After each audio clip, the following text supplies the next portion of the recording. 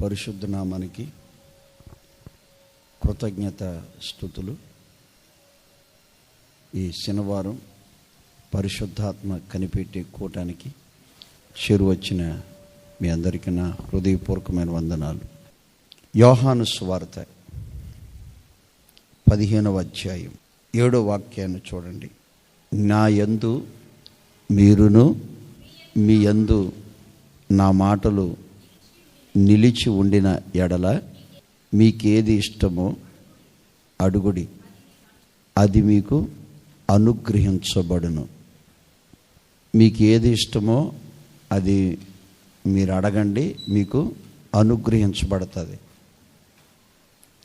అంటే దేవుని యందు మనం ఉండాలి, మన యందు దేవుని మాటలు ఉండాలి. అంటే దేవుని పక్షాన మనం నిలబడినప్పుడు దేవుడు ఏది చెప్తాడో ఆ మాటని గైకొన్నప్పుడు, ఆ మాటని మనం అనుసరించినప్పుడు మీకు ఏది ఇష్టమో అడగండి, అది మీకు అనుగ్రహింపబడును. కొన్నిసార్లు మనకి ఏది అడగాలో ఏది అడగకూడదో మనకి తెలియదు. ఏది అడగాలో ఏది అడగకూడదో తెలియదు. అందుకని మనుషులందరూ భూ సంబంధంగా అడుగుతారని ప్రభు అన్నారు, తండ్రిని మీరు పరిశుద్ధాత్మని మీరు అడగండి అని చెప్పారు. లోక 11:13 పరిశుద్ధాత్మని అడగండి అంటారు. అలాగే శిష్యులందరూ మేడగదిలోకి వెళ్ళి వాళ్ళు పరిశుద్ధాత్మని కావాలని అడిగినప్పుడు వాళ్ళందరూ పరిశుద్ధాత్మని అడిగారు కాబట్టి వాళ్ళందరూ పరిశుద్ధాత్మని పొందుకున్నారు.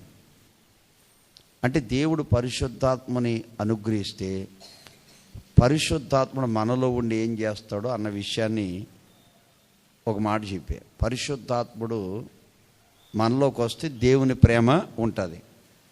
అందుకని అందులో చెప్పాను కదా, పేతురు గారు నిలబడి వాక్యం చెప్పడం నిలబడితే ఎంతమంది నిలబడ్డారు? మిగతా 10 మంది నిలబడ్డారు. అంటే ఆయనకి బ్యాక్ బోన్గా సపోర్ట్గా ఉన్నారు. అంటే పేతురు గారు ఒక్క పని చేస్తుంటే ఆ పనికి వెనకాలన్న 10 మంది కూడా సంపూర్ణ సహకారాన్ని ఇస్తున్నారు. అంటే దేవుని ఆత్మ మనం పొందుకుంటే, మన ఇంట్లో వాళ్ళు అందరూ పొందుకుంటే ఒక మంచి పని చేసేటప్పుడు దానికి అందరి సహకారం ఉంటుంది. లేకపోతే ఏమొద్దంటే ఒక మంచి పని చేసేటప్పుడు ఆత్మీయ నలుగురు ఉంటే నలుగురు ఓకే అంటారు. ఒకవేళ ఇంట్లో శరీర సంబంధాలు ఉన్నారనుకో వాళ్ళు అడ్డుపడతారు.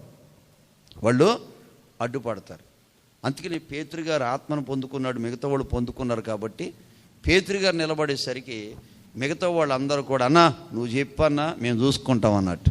ఆమేన్. నువ్వు ముందుకెళ్ళిపో, మేము ఉన్నాం అన్నట్టుగా.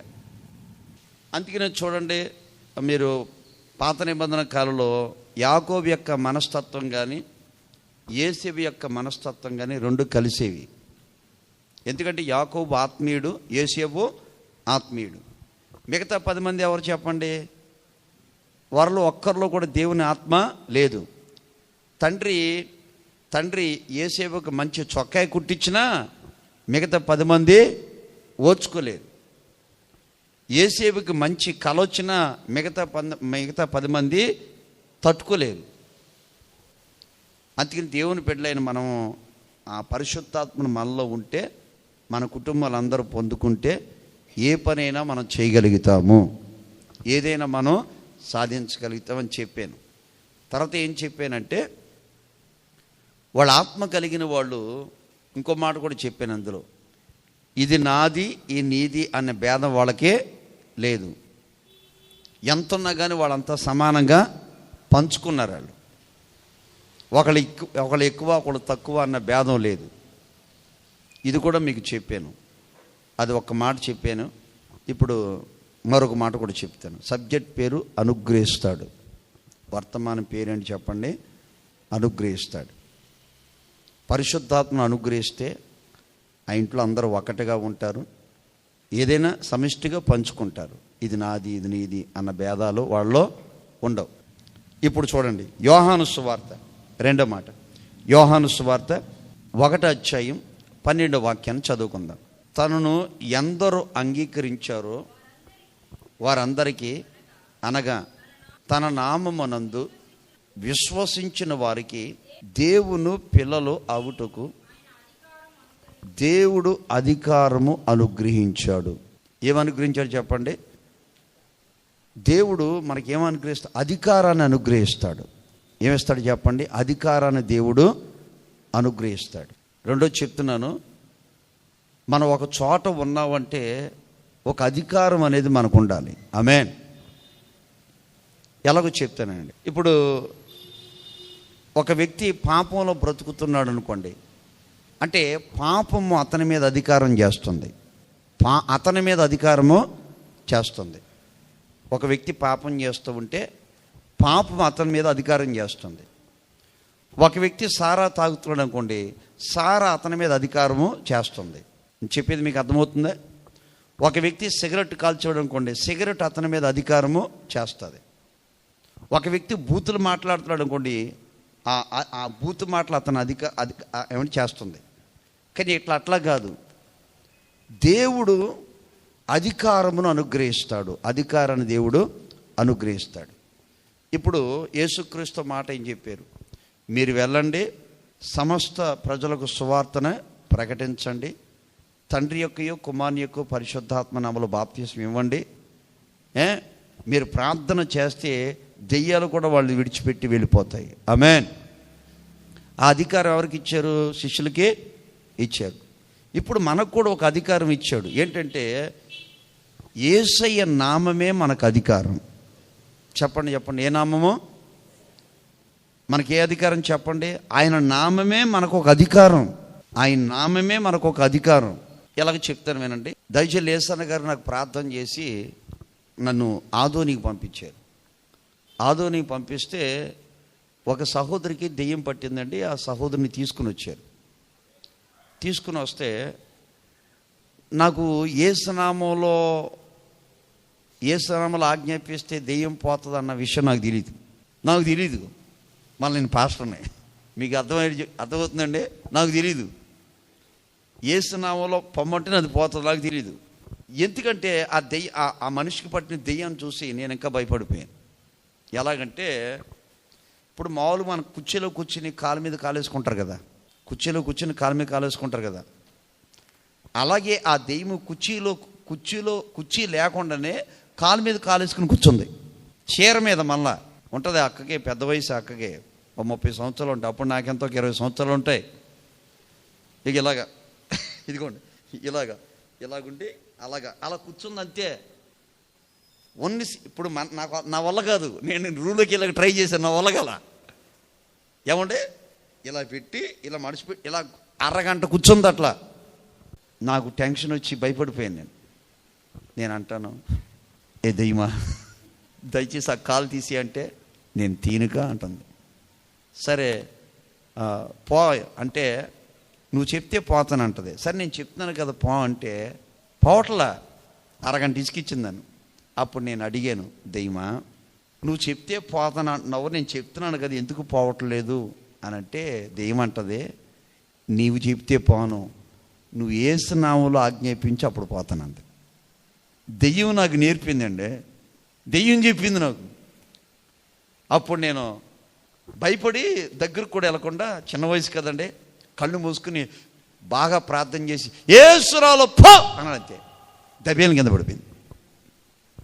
అంటే ఏ నామంలో అధికారం ఉంది మనకి చెప్పండి? చెప్పండి యేసయ్య నామం. ఓకే. మన ఆత్మీయ తండ్రి ఒకసారి హోల్ నైట్లో ఒక ఫారెస్ట్ ఆఫీసర్ గారు నెలకోసారి వచ్చి బల్ల తీసుకుని వెళ్తూ ఉంటారు. ఆయన ఒక రోజున మాసపత్రిక ప్రతి నెల అప్పుడు ఓసన్న బలిపీఠం వచ్చేది కదా. వర్కర్లు అందరూ అడవిలో పనిచేస్తున్నారు. 2 పెద్ద చెట్లు, ఇటొక చెట్టు ఉంది. ఆ 2 చెట్లు మధ్యలో నిలబడి వాళ్ళ చేత పని చేపిస్తున్నాడు. కింద చిన్న సొరంగం ఉంది. ఆ సొరంగంలోంచి పెద్ద పాము పైకి వచ్చి అలా నిలబడింది. ఈయన మాసపత్రిక అలా చూస్తుంటే అది నిలబడింది అంతే. పాము నిలబడేసరికి అంత పడగిప్పింది. ఈయనకి ఇంకా వణుకొచ్చేసింది.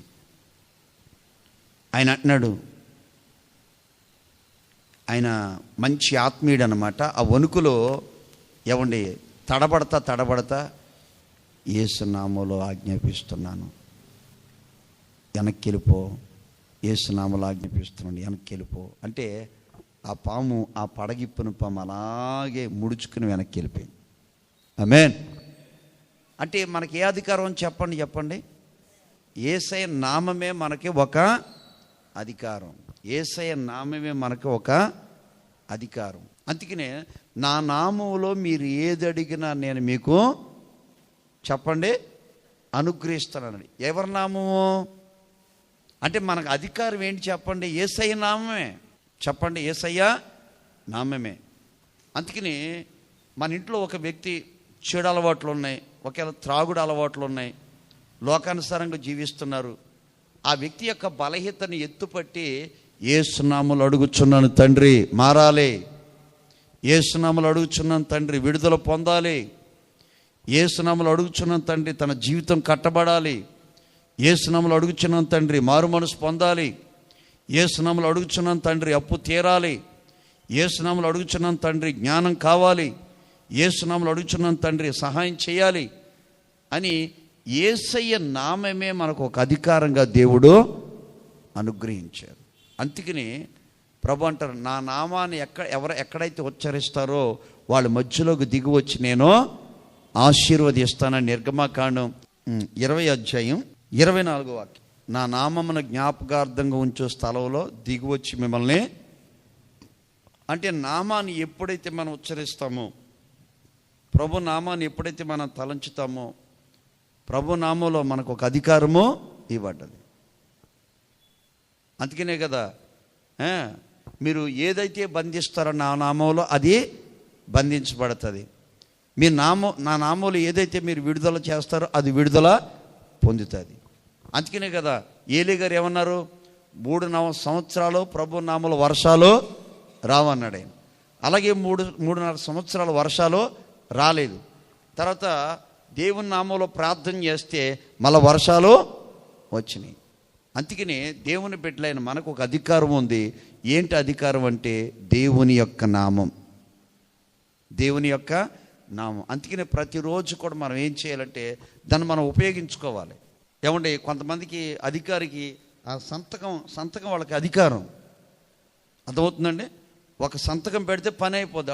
అంటే వాళ్ళ అధికారం ఏంటి? సంతకం మీద ఉంది. వాళ్ళ సంతకం పెట్టారంటే రిజిస్ట్రేషన్ అయిపోద్ది. వాళ్ళ పెన్ను తీసుకుని గ్రీనింగ్ పెన్తో రాశారంటే పని అయిపోద్ది. అంటే వాళ్ళకి ఆ సంతకంలో అంత అధికారం ఉంది. ఏంటంటే పాత నిబంధన కాలంలో రాజులకు ఒక అధికారం ఉంది. వాళ్ళకి ఉంగరం కల ముద్ర వేశారంటే ఏమంటే చట్టాన్ని ఎవరు కూడా మార్చలేరు. అలాగే మన జీవితంలో కూడా మనకు ఒక అధికారం ఉంది. ఏంటి అధికారం అంటే యేసయ్య నామము. చెప్పండి, ఏం నామము? యేసయ్య నామం. అందుకనే ప్రతిరోజు మనం ఏం చేయాలంటే ఆ నామం మనకు ఉచితంగా ఇవ్వబడ్డది. ప్రతిరోజు ఆ నామంలో మనం ప్రార్థన చేస్తే మన అక్కర్లు మన అవసరతలన్నీ కూడా ప్రభు తీరుస్తాడు. ఇంకో మాట కూడా చదువుకుందాం. లోకాసు వార్త 21:15. మీ విరోధులందరూ ఎదురాడుటకును కాదనుటకును వీలు కాని వాకును జ్ఞానమును మీకు అనుగ్రహిస్తాను. తను 3వ చెప్తున్నాను. దేవుడు మనకి ఏమనుగ్రహిస్తాడంటే జ్ఞానాన్ని అనుగ్రహిస్తాడు. జ్ఞానం ఎందుకు అంటే కొంతమంది మనకి విరోధులు ఉంటారు. విరోధులు అంటే శత్రువులు ఉంటారు మనకి. శత్రువులు ఎలా ఉంటారంటే ప్రతి మాటకి నీ మాటకి పెడద్దలు తీస్తారు వాళ్ళు. అంటే నీ మాటలను వాళ్ళు పట్టుకోవాలనుకుంటారు, లేకపోతే నీ మాటల ద్వారా వాళ్ళు చిక్కించుకోవాలనుకుంటారు, లేక నీ మాటల ద్వారా బంధించాలనుకుంటారు. నీ మాటల్ని పట్టుకుని వాళ్ళు కుటుంబాలని జీవితాలను పాడు చేయాలనుకుంటారు. అందుకని దేవుడు అంటే మన శత్రువుని మన విరోధిది పోరాడి గెలవటానికి వాళ్ళకి లేని జ్ఞానాన్ని దేవుడు మనకు అనుగ్రహిస్తాడంట. ఆమేన్. అంటే జ్ఞానం అనేది చాలా ప్రాముఖ్యం మనకి. బలవంతుడు కొన్ని చోట్ల గెలవగలుగుతాడు. జ్ఞానం కలిగిన వాడు అన్ని చోట్ల గెలవగలుగుతాడు. అర్థమవుతుందండి? బలవంతుడు కొన్ని చోట్ల గెలవగలుగుతాడు. జ్ఞానం కలిగిన వాడు ముల్లోకాలకు వెళ్ళి అంటారు కదా సామెత, ఎక్కడికి వెళ్ళినా సాధించుకొచ్చేస్తారు. అందుకని మనకి ఏం కావాలంటే జ్ఞానం కావాలి. సాతాను కూడా ఒక్కొక్కసారి ఏం చేస్తాడంటే మన ఇంట్లోనే మనకి విరోధం లేపుతాడు. గుర్తుపెట్టుకోండి, మన ఇంట్లోనే మనకి విరోధం లేపుతూ ఉంటాడు. అందుకని జ్ఞానం అనేది చాలా అవసరం. రోజు ఏమంటే ఒక తల్లి తన భర్తతో మాట్లాడాలన్నా, భర్త తన భార్యతో మాట్లాడాలన్నా, లేక తల్లిదండ్రులు పిల్లలతో మాట్లాడాలన్నా, ఒక దాసుడు యజమానితో మాట్లాడాలన్నా, ఒక యజమానుడు దాసుడితో మాట్లాడాలన్నా, లేక పిల్లలు తల్లిదండ్రులతో మాట్లాడాలన్నా, మనకందరికీ ఏం కావాలంటే జ్ఞానం అనేది చాలా కావాలి. జ్ఞానం లేకపోతే ఏమైపోతాయి అంటే కుటుంబంలో గొడవలు అయిపోతాయి, కొట్లాటలు అయిపోతాయి, అనుమానాలు వస్తూ ఉంటాయి. ఏమండి, జ్ఞానం లేకపోతే ఎన్నో సమస్యలు వచ్చేస్తూ ఉంటాయి. సంతోషం ఉండదు, సమాధానం ఉండదు. మీకు సందర్భాన్ని వివరిస్తానండి. యేసు ప్రభు కుంటివారిని ముడుతున్నాడు, గుడ్డివారిని బాగు చేస్తున్నాడు, పాపాలను క్షమించేస్తున్నాడు. సద్దుకాయలు పరిసయ్యులు కొంతమంది యూదులు వచ్చి, అయ్యో నువ్వు ఏ అధికారం వల్ల ఈ పనులను నువ్వు చేస్తున్నావు, మాకు సమాధానం చెప్పు అన్నారు. అప్పుడు ప్రభు ఏం చేయాలి? అవునా, మీరు అడిగారు కదా, కూర్చోండి, మీరు అడిగిన దాన్ని నేను సమాధానం చెప్తాను అని అన్నాడండి. అనలా. సరే, అంటే ఆయన దేవుడు గురించి చెప్తే, ఇవన్నీ చెప్తే మళ్ళీ ఇంకొక రూట్లోకి వెళ్తారు. అందుకని ప్రభు ఏం చేశాడంటే, సరే నేను ఏ అధికారం వల్ల ఈ దెయ్యాలు ఎలగొట్టాను, ఏ అధికారం వల్ల ఈ పని చేస్తున్నాను నేను తర్వాత చెప్తాను. మీరు నన్ను అడిగారు కాబట్టి మీరు అడిగిన దానికి సమాధానం చెప్తాను, నేను అడిగిన దానికి మీరు సమాధానం చెప్పండి అన్నారు. ఆమేన్. ఏంటో చెప్పండి, మేము చెప్తామన్నారు. ఏమీ లేదు, యోహాను బాప్తిసము అది దేవుని వల్ల కలిగిందా మనుషుల వల్ల కలిగిందా అని యేసయ్య అడిగారు. అప్పుడు వాళ్ళు దేవుని వల్ల కలిగిందంటే యేసయ్య అంటాడు, మీరెందుకు బాప్తిసం పొందలేదు అంటాడు ఆయన. మనుషుల వల్ల కలిగిందంటే అక్కడ ఉన్న వాళ్ళందరూ కొట్టి చంపేస్తారండి. అర్థమవుతుందా? అక్కడ ఉన్న వాళ్ళందరూ మనుషుల వల్ల కలిగిందనుకో, అక్కడ ఒక బ్యాచ్ ఉన్నారు ఆల్రెడీ, వాళ్ళందరూ వచ్చి మనుషుల వల్ల కలిగిందా అని వాళ్ళందరూ జుట్లు పట్టుకుంటారు. అందుకని వీళ్ళు ఏం చేశారంటే, దేవుని వల్ల కలిగిందంటే మీరెందుకు బాప్తిసం పొందలేదని అడుగుతాడు ఈయన. మనుషుల వల్ల కలిగిందంటే మనుషులు ఎక్కడే ఉన్నారు. వాళ్ళు అంటారు, మాకు ఏమి తెలీదు, ఆయన ఒక ప్రవక్తని మేము నమ్ముతున్నాం అంతే అని తప్పించుకున్నారు. అప్పుడు ప్రభు అంటారు, నేను అడిగిన దానికి మీరు సమాధానం చెప్పలేదు కాబట్టి ఏ అధికారం వల్ల ఈ పని చేస్తున్నా నేను మీకు చెప్పను. కొట్టండి గట్టిగా చెప్పట్లు. హల్లెలూయా. అంటే ఆ జ్ఞానం మనకు అనుగ్రహించబడితే మనం అనవసరంగా వాదాల్లోకి వెళ్ళం.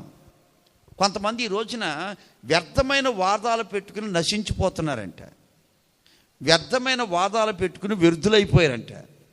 అందుకనే దేశాన గారు చాలామంది వ్యర్థులయ్యారు అందరూ అని పాట రాశారు కదా. అందుకనే ఈ రోజున మన కుటుంబాలు వాదాలు పెట్టుకోకూడదు. చెప్పండి, వాదాలు పెట్టుకోకూడదు. ఆ వ్యక్తి తాగే వ్యక్తి, సిగరెట్లు కాల్చే వ్యక్తి 10 గంటలకు వచ్చాడు, 10 గంటలకు వచ్చాడు, నువ్వు నిలదీసి అడిగితే నీ మాట వింటాడా? చెప్పు, విండు.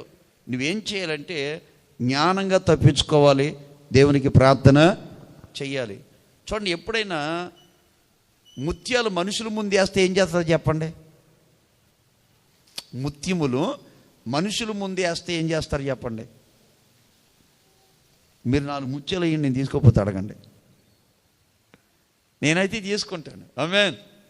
అందుకనే పంది ముందు ముత్యములు జల్లొద్దన్నారు. అంటే పంది ముందు ముత్యాలు వేసిన ఏం చేస్తారు చెప్పండి? ముత్యాలు ముట్టుకోదు, అది ఎక్కడికి పోతే బురదలోకి వెళ్ళి బురద తింటూ ఉంటుంది, బురద నీళ్ళు తాగుతూ ఉంటుంది.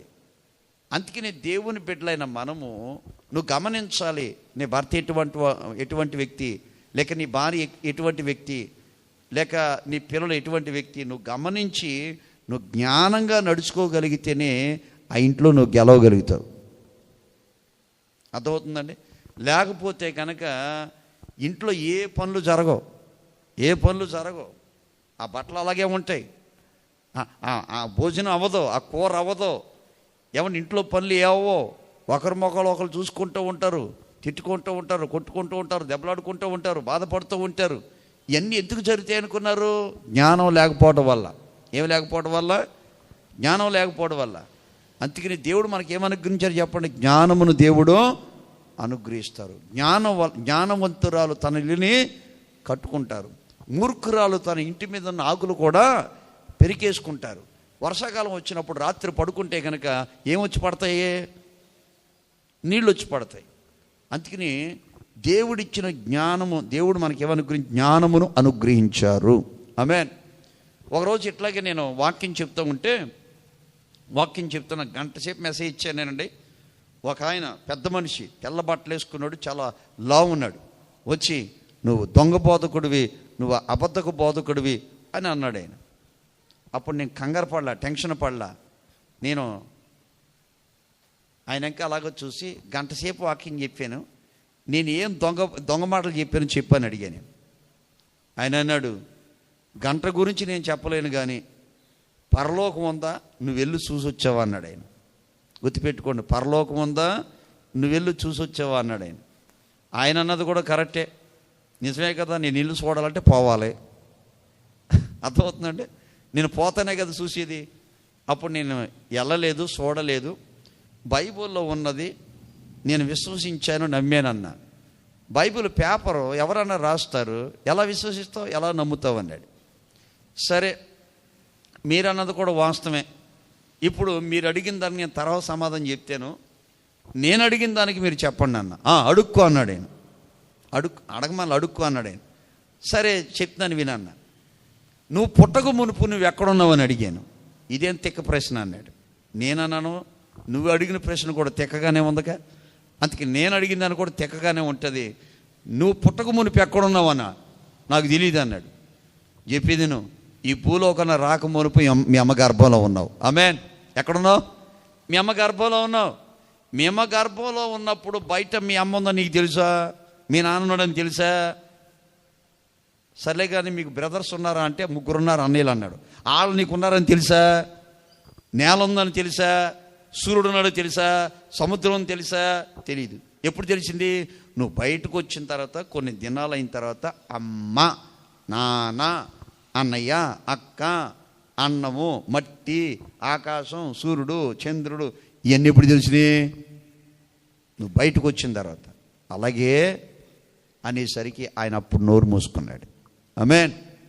వాస్తవానికి నాకు మైండ్లో ప్రిపేర్ లేదు అసలు.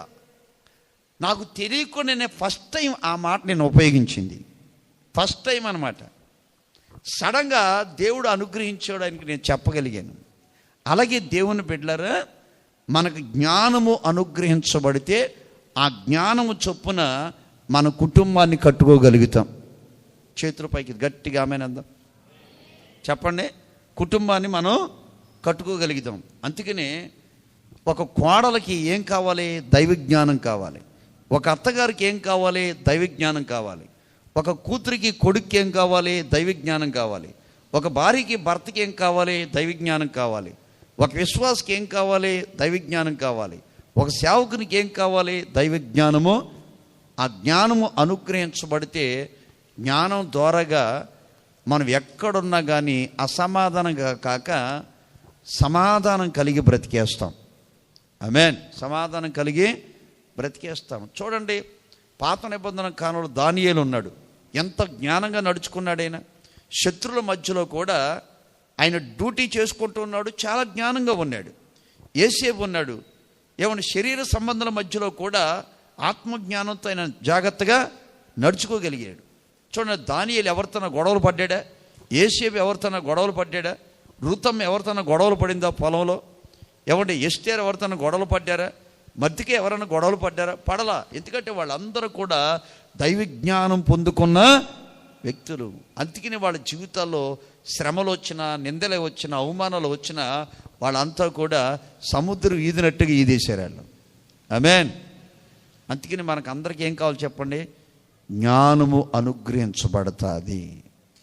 అందుకనే దానియేలు గురించి ఏమండి షడ్రక్ మెషా అబేద్గో గురించి ఏమండి ఆ నలుగురిని చూసినప్పుడంట వాళ్ళంతా జ్ఞానం కలిగిన వ్యక్తులుగా రాజుగారికి కనపడ్డారంట. ఆమేన్. అందుకని మనకు అందరికి ఏం కావాలి చెప్పండి? జ్ఞానం కావాలి. ఇంకో విషయం చెప్తాను. హైవే పక్కన డౌన్లో మందిరం ఉంటుంది, రేకుల షెడ్డు. రోడ్డుకి కనీసం 3 అడుగులు 4 అడుగులు డౌన్లో ఉంటుంది మందిరం. ఆ మందిరం కట్టిన తర్వాత ఈ మందిరపు రేకులు అంటే మనకు స్థలంలో కట్టేసే మందిరం ఒక అర అంగుళం రేకు పక్క స్థలంలోకి వెళ్ళింది. ఈ వర్షాలు వచ్చినప్పుడు ఈ మందిరం మీద పడ్డ నీళ్ళన్నీ కూడా ఆ రేకులంట జారి ఆ పొలంలో పడుతూ ఉండే. ఆ పొలంగా ఆయన వచ్చి రోజు పాస్టర్ గారితో గొడవ. ఏంటా గొడవ అంటే, ఒక 6 అంగుళాలు మా స్థలంలోకి వచ్చింది, మందిరపు నీడ పడితే మాకు శాపం. అందుకని ఆయన అంటాడు, మీ మందిరపు రేకు మా స్థలంలోకి వచ్చింది, అది మాకు ఆశీర్వాదం కాదు. అలాగే వర్షాలు వస్తుంటే మా పొలంలోకి నీళ్ళు వచ్చి పడుతూ ఉన్నాయి, అందుకని రేకులు వెనక్కి జరుపుకో అని పాస్టర్ గారు రోజు వచ్చినప్పుడు ఇసుకిస్తూ ఉండేవారు. ఆ రోజు పాస్టర్ గారు ఆయన వచ్చి మాట్లాడుతుంటే అదే సమయంలో మన ఆత్మీయ తండ్రి యేసన్న గారు వెళ్తా అక్కడ ఆగి మందిరంలోకి వెళ్ళారు. ఈ పాస్టర్ గారు ఉండి, నేను తర్వాత మాట్లాడుతున్నా, వెళ్ళిపో, మా పెద్ద ఆయన వచ్చాడు తీపిచ్చేస్తాను వెళ్ళిపో అని పంపించారండి. యేసన్న గారు అడిగారు, ఏమైందిరా బాబు, ఎవరైనా అంత గట్టిగా మాట్లాడుతున్నారు అంటే, అన్నా ఈ రేకులు కొంచెం ఒక 6 అంగుళాలు వాళ్ళ వైపు వెళ్ళి అంట, వర్షం వచ్చినప్పుడు నీళ్ళన్నీ అటు పడుతున్నాయి, అందుకని ఆయన రేకులన్నీ వెనక్కి జరపమంటున్నాడు, వచ్చినప్పుడు వాళ్ళు ఇదే గొడవన్నా, నేను రేపు సేవకుల కూటమికి వచ్చిన తర్వాత మీతో చెప్దాం అనుకున్నాను, ఇలాగ మీరే వచ్చారన్న అంటే, ఒరే ఇది ఎంత పనిరా, ఈసారి ఆయన వస్తే కనుక ఒక మాట చెప్పు, నేను దేవుని సేవకుడిని, మందిరం మీద రేకులు వేసాం, వెనక్కి జరిగితే నాకు శాపం వస్తుంది, అందుకని ఆ రేకులు ఇవి నువ్వే జరుపుకో అని ఆయనకి చెప్పరా అన్నాడు. నేను చెప్పేది అర్థమవుతుందండి? నేను సేవకుడిని, నాకు సంఘం ఉంది, వేసిన రేకులు వెనక్కి జరుపుకుంటే లేనిపోని శాపాలు నాకు వస్తాయి, అలా జరపకూడదు, ఆ రేకులు మీరే జరుపుకో అని ఆయనకి చెప్పరా అన్నాడు. ఈసారి మొత్తం మీద యేసన్న గారు చెప్పి ప్రార్థన చేసి వెళ్ళిపోయారు. ఇలాగ ఆయన వచ్చాడు, అయ్యో రేకులు వెనక్కి జరిపిస్తావా జరిపించవా అంటే, అయ్యా నేను దేవుని సేవకుడిని అయ్యా, మరి మందిరం రేకులు వెనక్కి జరిపితే ఏదన్నా కీడు నాకు వస్తుంది, అందుకని నువ్వే జరిపించుకో, అవసరమైతే నీకు డబ్బులు ఇస్తాను అన్నాడంట. అప్పుడు ఆయన అన్నాడంట, నువ్వు పాస్టర్వి, రేకులు వెనక్కి జరిపితేనే నీ కీడు వస్తే, అమ్మో నాకు వద్దురా బాబు, నాకు వద్దులే, ఆ రేకులు అలాగే ఉంచి అన్నాడంట. ఆమేన్. చూడు ఏ జ్ఞానం ఇది, ఏ జ్ఞానం చెప్పండి? దైవ జ్ఞానం. సింపుల్గా అయిపోలా. అందుకని మనకి ఏం కావాలి చెప్పండి? జ్ఞానము అనుగ్రహించబడితే ఆ ఇల్లు నరకమైన పరలోకంగా మార్చుకోవచ్చు. గుర్తుపెట్టుకోండి, జ్ఞానం ఉన్నవాడు ఎక్కడికి వెళ్ళినా బతికేస్తాడు. అజ్ఞానం కలిగిన వాడి దగ్గర అన్ని పోర్లే, అన్ని గొడవలే, అన్ని సమస్యలే. జ్ఞానం కలిగిన వాడు దులుపుకి వెళ్ళిపోతాడు. జ్ఞానం లేనివాడు ఏం చేస్తాడు చెప్పండి? అన్నిటినీ కెలుక్కుంటాడు. మీరు గమనించండి, యేసన్న గారు ఒక మాట అనేవారు, మనం ఎవరు మన మీద రాయి వేసినంట తలదించుకుని పోతేనంట, ఒకవేళ ఇక్కడ రాయి పడ్డ ఏమో చెప్పండి, కింద పడుతుందంట. ఎక్కడ పడుతుంది చెప్పండి? కింద పడుతుందంట. లేదు మనం ఎలాగే ఉంటాను అంటే రాయి ఎక్కడ ఉంటుంది? అప్పుడు ఏది బరువు అవుద్ది చెప్పండి? ఏది బరువు అవుద్ది? అందుకని ఎంతమంది ఎన్ని రాళ్ళు వేసినా మనం తలదించుకుని పోతూ ఉంటే వాళ్ళు వేసే రాయి కింద పడుతుంది, ఎన్ని వేసినా కింద పడుతుంది, నీకు తల బరువు కాదు, నీకు సమస్యలో ఉండవు. అందుకని జ్ఞానం అనుగ్రహించబడితే మనిషి ప్రశాంతంగా బ్రతక